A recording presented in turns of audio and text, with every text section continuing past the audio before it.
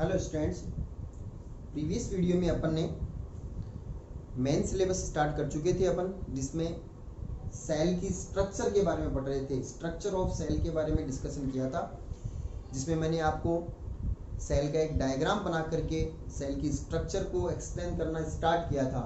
मैं ये नहीं कह रहा कि सेल की स्ट्रक्चर कंप्लीट कर लिए। क्या है सेल की स्ट्रक्चर में तो अपन सेल के हर एक कंपोनेंट को अलग अलग डिस्क्राइब करेंगे।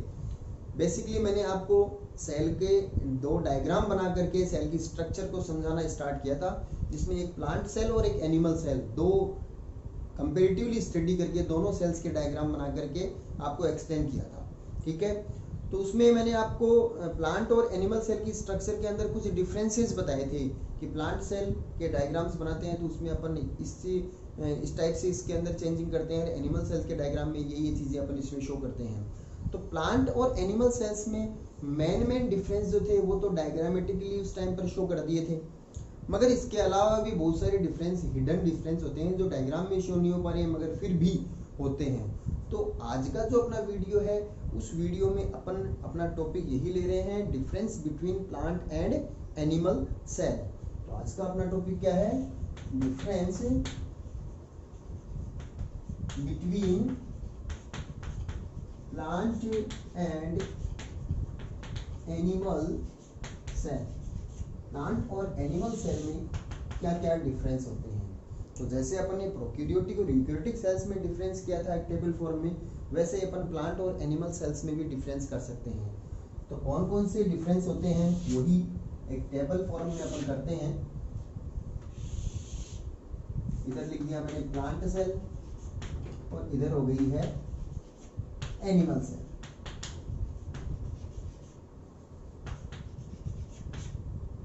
कौन कौन से कैरेक्टर्स जो डिफरेंस के बनते हैं, उन कैरेक्टर्स को अलग से लिख लेंगे अपन यहाँ पर।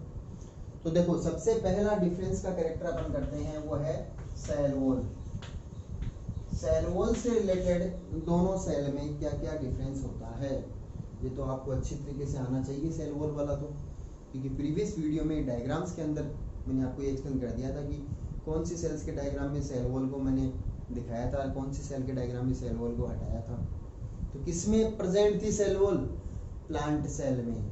प्लांट सेल जो होती है उसमें सेल वॉल प्रेजेंट होती है, जबकि एनिमल सेल जो होती है उसमें सेल वॉल एब्सेंट होती है। सेल वॉल प्लांट सेल में ही प्रेजेंट होती है, एनिमल सेल में नहीं होती है।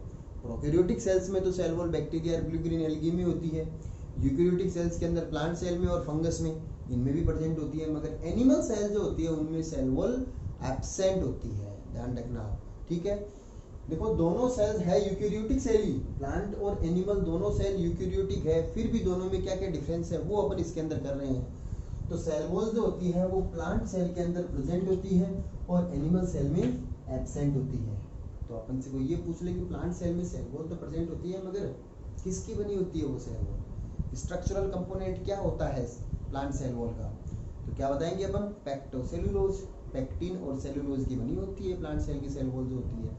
ठीक है, ये अपन डिटेल से पढ़ेंगे। सेल की स्ट्रक्चर के अंदर सबसे पहला टॉपिक ही अपना यही रहेगा, सेल वॉल, क्योंकि सेल स्ट्रक्चर सभी पढ़ी थोड़ी है अपन ने, सेल स्ट्रक्चर तो पढ़नी बाकी है भी। सेल की स्ट्रक्चर अपन पूरी सेल के हर एक जो लेबलिंग कर रहे थे ना, हर एक नेम लिख रहे थे उसकी लेबलिंग के अंदर, वो हर एक अपना एक टॉपिक रहेगा। एक्सटर्नल टू इंटरनल स्टडी करेंगे एक सेल की, सबसे बाहर कौन सी चीज है उसकी सबसे पहले स्टडी करेंगे। जैसे सबसे पहले क्या है? सेल वॉल ही है, फिर सेल मेम्ब्रेन है, फिर साइटोप्लाज्म है अंदर, साइटोप्लाज्म के अंदर सभी cell organelles, mitochondria, chloroplast, Golgi bodies, endoplasmic reticulum, इन सबको स्टडी करते हुए एंड में आएंगे, सबसे बीच में वो है न्यूक्लियस।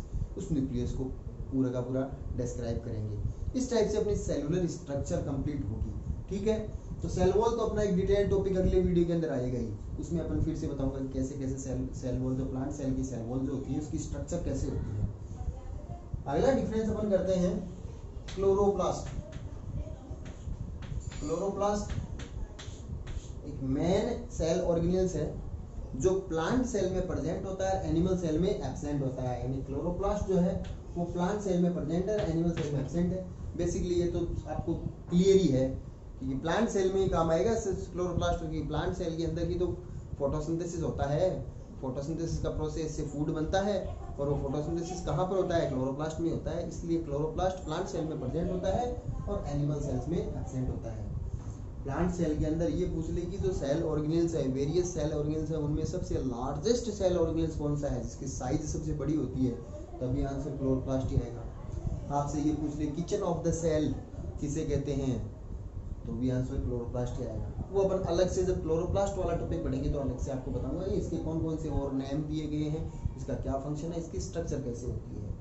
फिलहाल अपन बात कर रहे हैं तो क्लोरोप्लास्ट प्लांट सेल में प्रेजेंट, एनिमल सेल में एब्सेंट। इसके बाद में अपन बात करते हैं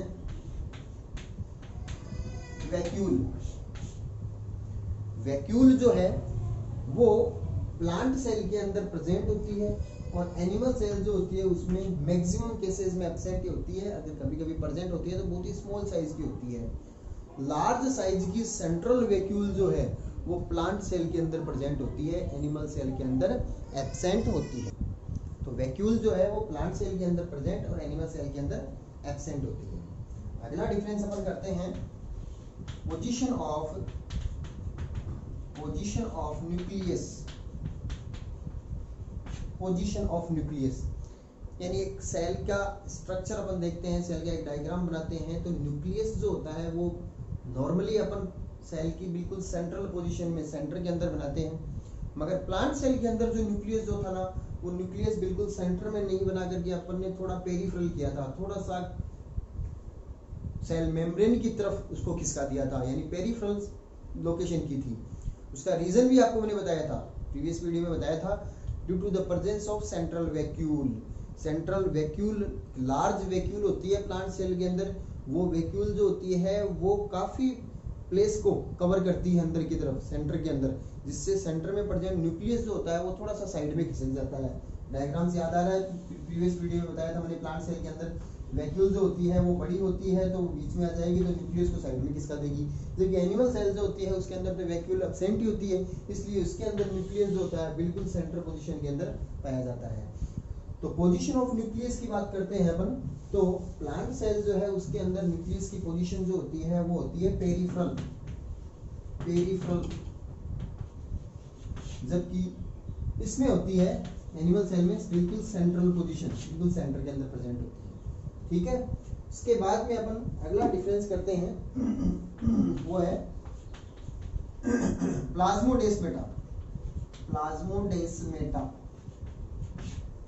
प्लाज्मोडेस्माटा एक स्पेसिफिक स्ट्रक्चर है जो सेल वॉल जब अपन पढ़ेंगे तब आपको मैं बताऊंगा। अभी थोड़ा सा मैं बता देना चाहता हूँ कि प्लाज्मोडेस्माटा क्या होते हैं कि दो एडहेसेंट प्लांट सेल, एडहेसेंट प्लांट सेल का मतलब जो दो बिल्कुल पास प्रेजेंट प्लांट सेल जो आपस के अंदर इंटरकनेक्टेड होती है, आपस के अंदर कनेक्टेड होती है, उनके बीच में दोनों के प्रोटोप्लाज्म जो होते हैं कुछ ऐसी स्पेसिफिक स्ट्रक्चर बनाते हैं जिसके थ्रू दोनों सेल्स के बीच में वेरियस सब्सटेंस का एक्सचेंज किया जा सकता है, यानी इसमें से कुछ सब्सटेंस इसमें जा सके, इसके कुछ सब्सटेंस इसमें जा सके। तो दोनों के बीच में ये जो चैनल बना है ना, जो किससे बना है, दोनों के प्रोटोप्लाज्म से बना है, इस चैनल को अपन प्लाज्मोडेस्माटा कहते हैं। ये प्लाज्मोडेस्माटा जो होते हैं वो प्लांट सेल के अंदर ही बनते हैं, एनिमल सेल के अंदर प्लाज्मोडेस्माटा जैसी कोई भी स्ट्रक्चर नहीं होती है। तो प्लाज्मोडेस्माटा जो है वो प्लांट सेल में प्रेजेंट है और एनिमल सेल में एब्सेंट होते हैं। ठीक है, इसके बाद में आगे और डिफरेंस करते हैं अपन, प्लांट और एनिमल सेल में कौन कौन से डिफरेंस होते हैं। तो अगला डिफरेंस का अपना पॉइंट आता है stored food material. Stored food material यानी फूड जो होता है वो सेल के अंदर किस फॉर्म में स्टोर रहता है। देखो नॉर्मली फूड जो होता है सेल्स में बनता है, तो जिन सेल्स से पूरी बॉडी बनी है तो उनसे एनर्जी बनती है, फूड से वो एनर्जी कंज्यूम हो जाती है, खर्च हो जाती है, काम आ जाती है एटीपी फॉर्म में। मगर जो एक्स्ट्रा एनर्जी जो होती है ना, एक्स्ट्रा फूड जो होता है वो स्टोर रहता है। तो प्लांट सेल के अंदर किस फॉर्म में स्टोर रहता है, एनिमल सेल में किस फॉर्म में स्टोर रहता है। तो यहाँ पर अपन देखेंगे कि प्लांट सेल जो होती है उसके अंदर स्टोर्ड जो फूड जो होता है वो स्टार्च फॉर्म में, स्टार्च फॉर्म में स्टोर्ड रहता है। जबकि एनिमल सेल जो होती है उनके अंदर जो एक्स्ट्रा फूड जो होता है वो इन ग्लाइकोजन फॉर्म ग्लाइकोजन फॉर्म के अंदर स्टोर रहता है। ये एक डिफरेंस होता है कि प्लांट सेल के अंदर फूड जो होता है वो स्टार्च फॉर्म में और एनिमल सेल में फूड जो होता है वो ग्लाइकोजन फॉर्म में स्टोर रहता है। इसके बाद में अपन बात करते हैं अगले डिफरेंस की, वो है लाइसोसोम। लाइसोसोम सेल के साइटोप्लाज्म में प्रेजेंट एक सेल ऑर्गेनेल्स है, जैसे माइटोकॉन्ड्रिया, गोल्जी बॉडीज ये सब होते हैं, वैसे लाइसोसोम भी एक सेल ऑर्गेनेल्स है जिसको suicide bag of the cells भी बोलते हैं। सेल का सुसाइड बैग क्यों बोलते हैं वो तो अपन डिटेल में लाइसोसोम आएगा तब पढ़ेंगे। थोड़ा सा बता देना चाहता हूँ, लाइसोसोम जो होता है उसके अंदर digestive hydrolytic digestive enzyme feed रहते हैं। वो एंजाइम सभी बाहर की तरफ से एक मेम्ब्रेन द्वारा कवर्ड रहते हैं जो लाइसोसोम की मेम्ब्रेन कहलाती है। अगर ये मेम्ब्रेन ब्रस्ट हो जाए, फट जाए, तो ये कंप्लीट अंदर पाए जाने वाले डाइजेस्टिव एंजाइम जो है उस सेल के अंदर स्प्रेड हो जाते हैं और उस पूरी की पूरी सेल को डाइजेस्ट कर सकते हैं। इसलिए इनको suicide bag of the cells कहा जाता है लाइसोसोम को। तो ये लाइसोसोम सेल ऑर्गेनेल्स जो है ना, ये प्लांट सेल के अंदर एब्सेंट होते हैं और एनिमल सेल जो है उसके अंदर प्रेजेंट होते हैं। ठीक है, इसके बाद में अगला डिफरेंस अपन करते हैं सेंट्रोसोम।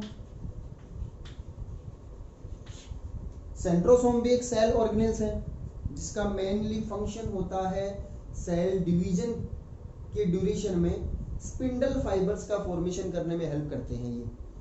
अब वो अपन आगे जब सेल डिवीजन पढ़ेंगे अपन माइटोसिस और मियोसिस, तब आपको मैं बताऊंगा किस टाइप से सेंट्रोसोम्स स्पिंडल फाइबर बनाते हैं, ये स्पिंडल फाइबर क्या होते हैं। फिलहाल आपको इतना बता दूं कि सेंट्रोसोम जो होते हैं वो प्लांट सेल के अंदर एब्सेंट होते हैं और एनिमल सेल जो होती है उसके अंदर सेंट्रोसोम प्रेजेंट होते हैं। इसके बाद में अगला डिफरेंस अपन करते हैं वो है अपना